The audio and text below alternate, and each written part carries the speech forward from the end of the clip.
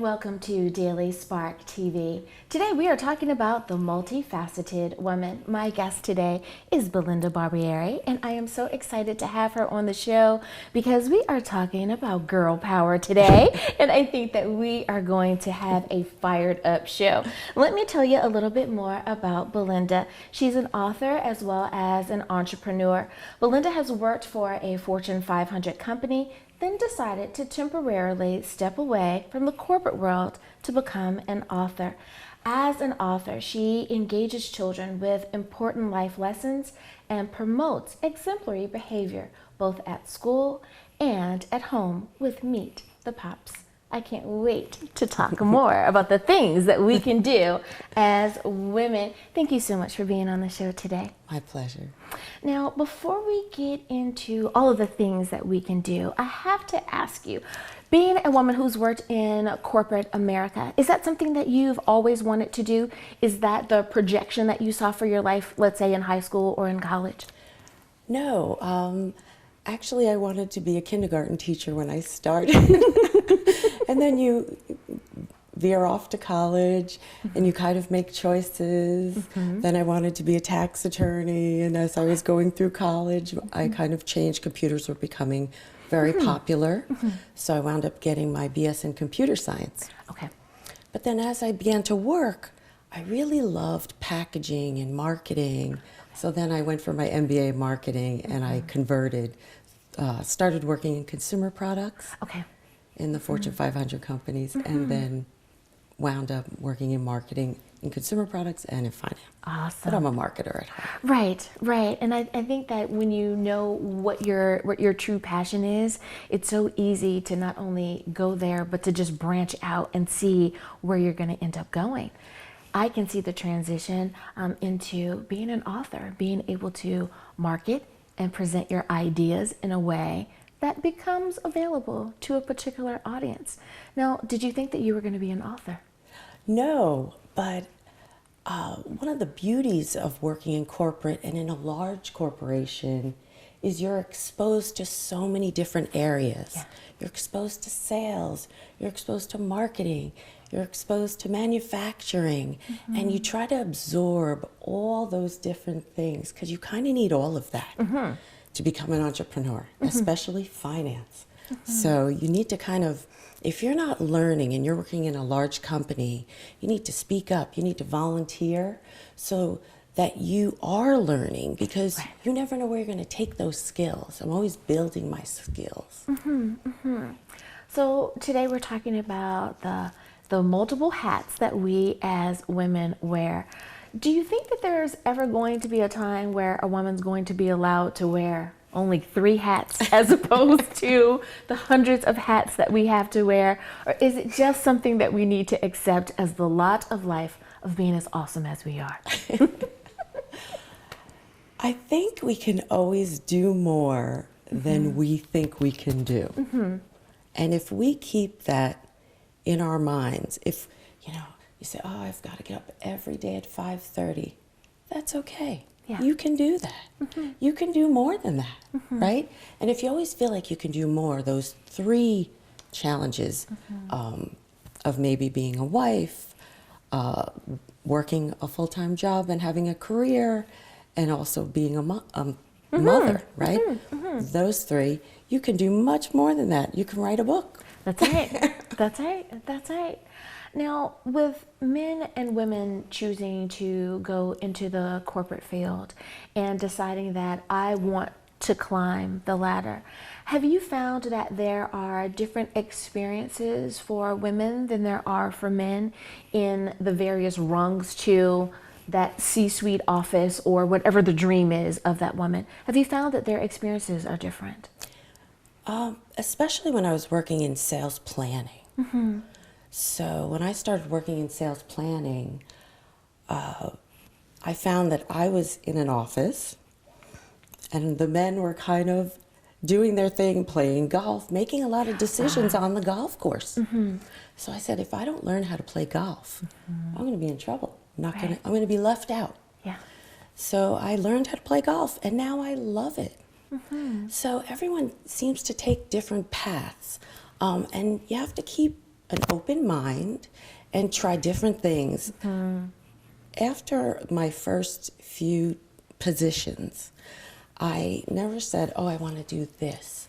I would stay very open and say, well, maybe I'll try this and try that. And it's almost like a pinball machine. And you kind of fall down this and you don't know what's going to happen to you, right? And before you know it, you're doing what you love. Right. Because you're open to it. And I love how you remind us that we need to be open to what's going on in our world and to be open enough to say yes to one thing, perhaps no to another thing, and be able to walk surely on that path. What a great reminder. Well, it is time for a very short break, but when we come back, we will continue talking about the multifacets of being a woman. We'll be back.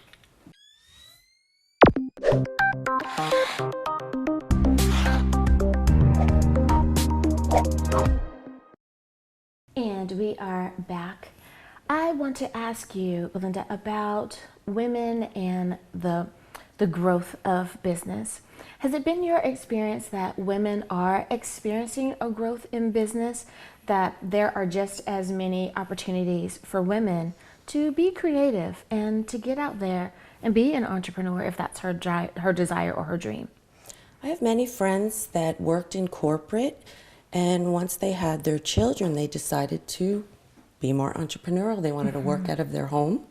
So they started selling products. Some of them opened their own businesses, things that they can, so they could be closer to their family. Right. They didn't want to leave every day for all those hours and spend them outside of the home. But also in the corporate world, I do see many more opportunities for women. You see them on the board of directors. You see them in the big offices. Everyone seems to function more closely as a team, and there's not as much of a separation. And speaking of family and trying to decide what's really good for each family, we have this thing that we call work-life balance, and everyone is becoming a little bit more aware of what works for them. Do you have any tips for someone who is saying, I think that sometimes my work, there's too much work on the balance, or there's not enough family in the balance, and I feel like I'm being pulled to one side or the other? Do you have any tips for them? Definitely have to prioritize, and you have to set boundaries, and sometimes you really do have to say, no, I'm going home, because the work is always going to be there. It doesn't go away. So I would say you really need to set your priorities and make your family members feel important. Set a date night, not only with your spouse, set a date night with your son. Set a date night with your daughter. Make them feel important and special. Now, for someone who says, I don't know, you want me to pencil in my kids? You want me to pencil in my husband? Oh my goodness, I want it to be more spontaneous, or I don't want to seem like I'm treating them like an appointment. But you're giving great advice. How do we make sure that it doesn't just become another appointment, but we really and truly say, hey, that meeting that we had across town was important, but having dinner with my husband is just as important as that meeting that I had to go to? How do we make sure that that stays there? Definitely, you can be spontaneous about these things instead of, because you have a list of priorities doesn't mean they need to know you have a list of priorities. They need to feel your priority, right? But you can spring it on them. Hey, I'm taking you to the movies tonight. Right. Put your homework away. We'll finish that when we get back home. Or I'm taking you to dinner. We're going by ourselves. Right. And I think that's even more exciting if they don't know about it. Right. Now, is there any advice that you could give to that husband who his wife is the CEO, the CFO, or she's running her own business and she has a lot of responsibility on her plate right now. She is running the world single-handedly, right? But when she comes home, she just wants to be whatever her first name is. She just wants to be a wife. She just wants to be, girly in that moment. Do you have any advice for him to make sure that he doesn't lose his wife in being all that she can be? I think there's always that softer side of a woman. Mm-hmm. So you can bring that out by setting a romantic dinner up for when she gets home, or cooking together, doing things together. Maybe when she gets home, she's exhausted. So, and maybe you don't want to just cook the meal, but do it together. Have some fun. Absolutely. You can make it actually a whole part of the family. Bring the whole family and enjoy it. That's right. I think little things make people feel special. I love when people give each other cards and it's not an occasion. Or they put a little Post-it. I'm big with the Post-its. And you'll open your wallet and you'll see a Post-it. Yeah. I love when I'll go into a room and there'll be a card sitting there and I'll say, oh my goodness, he did it again. It's really cute. Little subtle things. You don't even have to spend a lot of money. You can just, anyone could do that. It's being thoughtful. Absolutely. And it's so funny that we say that it's the little things and then we forget to do the little things. Right. But it really and truly is those little things. Like you said, a Post-it note. And it's like, oh, wow, when did this happen, right? And it's like, oh, that's so awesome. I have to agree with you on that. Now, I want to talk a little bit about transition. And so many times, women are pulled in so many different directions, and they're trying to do all things, be all things to all people at every moment of the day.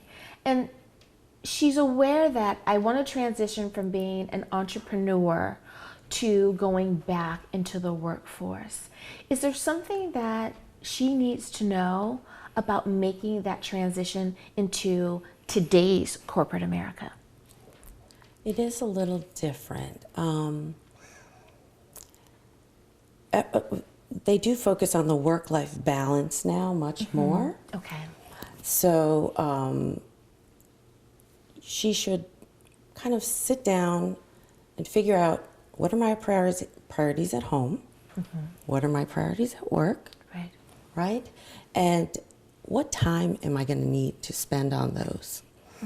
And it's kind of different. When you're in corporate, you're working with a corporate budget, right? So you can kind of do whatever you like.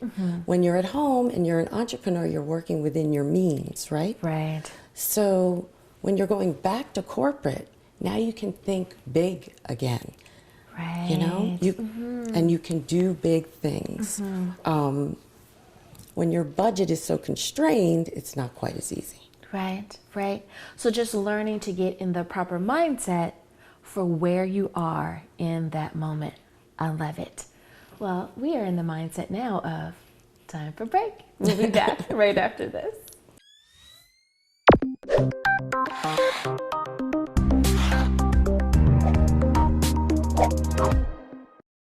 Hi, I'm Belinda Barbieri, and I never thought I'd be sitting here in front of you with a series of books that I've put together over the past year. My series is called Meet the Pops, and I started all this with my nephew. He asked me to be a mystery reader at his school, and I went. It was so much fun. I left there and I sat in my car and I said, I can do this. I want to try. So a month later, I came up with some concepts, and here we are.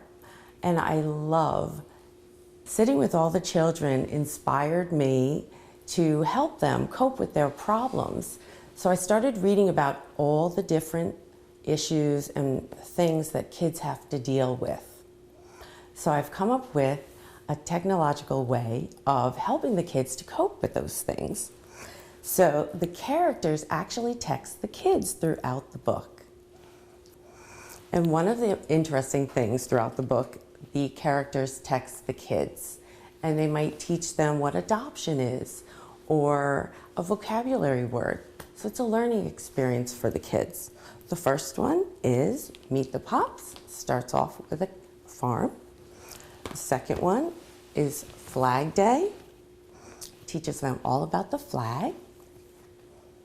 And the third one is a Christmas book. If you want to find out more, please go to BelindaBarbieriBooks.com. It's Belinda, Barbieri, Barbieri, books.com.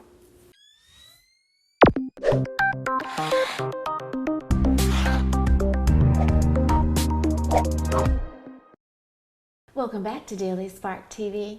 Today, Belinda, we are talking about the multi-faceted woman and all of the hats that we wear and all of the things that we have to do. So we talked about women going from one transition to another in one particular way. So now, originally I said, okay, so she was in the boardroom, now she's becoming an entrepreneur. What if she is an entrepreneur and she wants to go back into corporate America, or she wants to start, I was an entrepreneur, it was great, I had fun, this is too much work.